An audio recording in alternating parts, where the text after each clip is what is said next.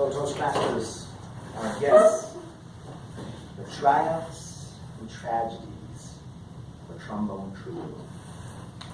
And many stories come to us through books, through movies, through word of mouth. Most of them we don't hear. Today I'm going to tell you a story that died in history, but I'm going to give it some life. It's from the 1980s. It involves 4 teenage boys, even though it's a triumph, tragedy of a trombone trio. It comes to me by way of a good friend of mine named Stewie. Stewie, when he was a sophomore in high school, found himself in need of a band credit. So he decided to pick up the trombone, an instrument he had a little bit of experience with before.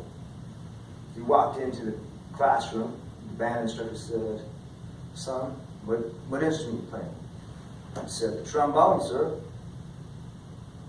The instructor gave him kind of a weird look and said, "Ah, okay. You're up there with Huey and Dewey, the Kramer boys." Stewie thought it kind of weird that the only other trombone players had rhyming names and they were brothers, but he went with it, kind of rhymed with his name as well. He went down and sat next to Dewey. Dewey was a senior in high school, very serious, very intense, very suspicious of everybody, and just gave him sort of a look of suspicion. Stu sat down, but his brother was the complete opposite as far as a personality. Huey. Dewey's real name was Duane, but somehow it turned into Dewey. Huey got the name because it rhymed with Dewey. And he also reminded people of a cartoon duck from the 1950s named Baby Huey. It was kind of mean, but for whatever reason, Huey never took offense to it.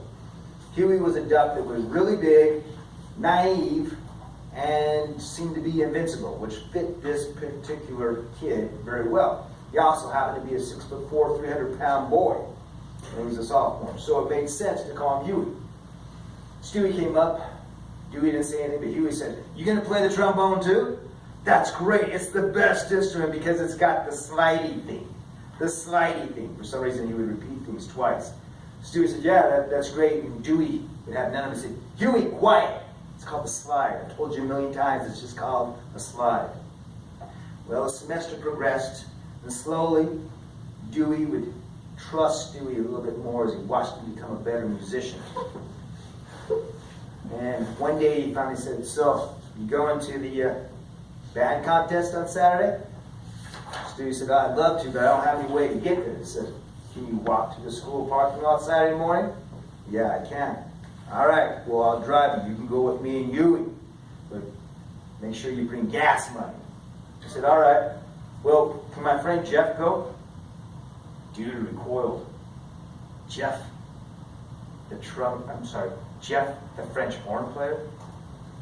Euro trash. Stewie said, "Euro trash?"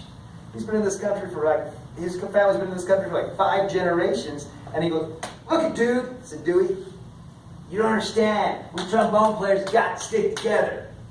He wanted to create some kind of unity. Stewie's like, "All right, but can Jeff still go?" So they argued, and he finally said, "All right, Jeff can go, but he's got to bring gas money." So Saturday morning rolls around.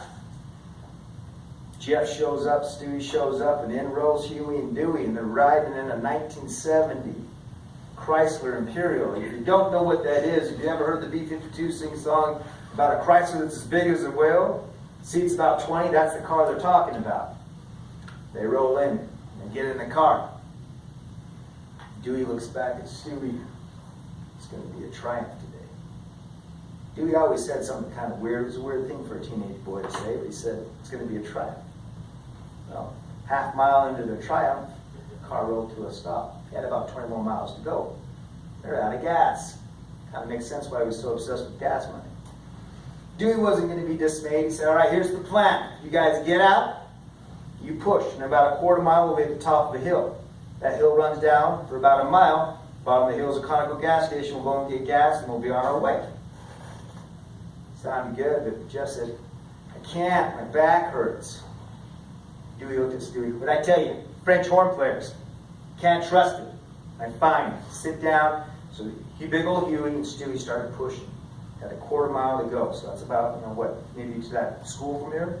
They pushed, and Dewey said, look, when you get going, I want you to go as fast as you can and jump on the back of the car and just hold on. There's not going to be time for you to get in the car.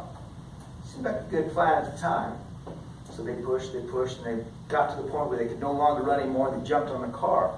It's a big trunk, but there's only a little bit of a handhold.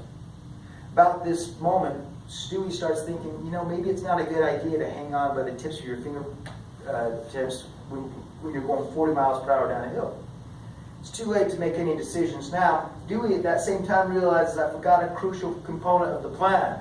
See, at the bottom of the hill was a gas station, but for some reason the pumps were up off the elevation of the road, so they had to push at the last minute. So slow down and push.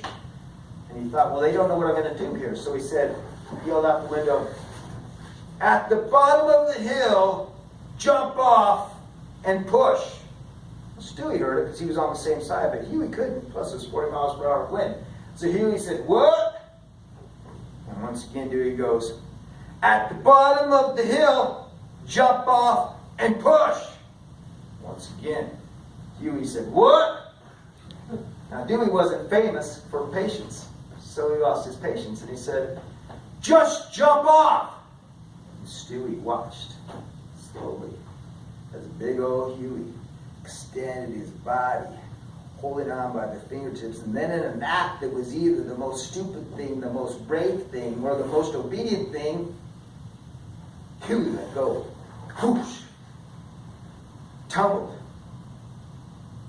Now, at this point, you're probably wondering, what happened to Huey? Was he injured? Was it worse? 16-year-old kid, he was a really nice kid. Nothing happened to Huey. Don't worry about Huey. Worry about the road. So he comes running down the road, catches up to him.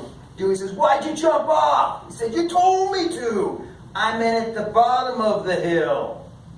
Well, the only thing, somehow Huey was so big, so strong, all he did was rip up his jacket. They threw away the jacket, they got to the competition, and everything seemed to be going fine. Although as Stewie noticed, whenever Huey would have to hit the high notes, his shirt would just heave against his massive body, and his road rash and the blood underneath would just seem to be pulsating like a neon light. He said, triumph, triumph, triumph. Thank you.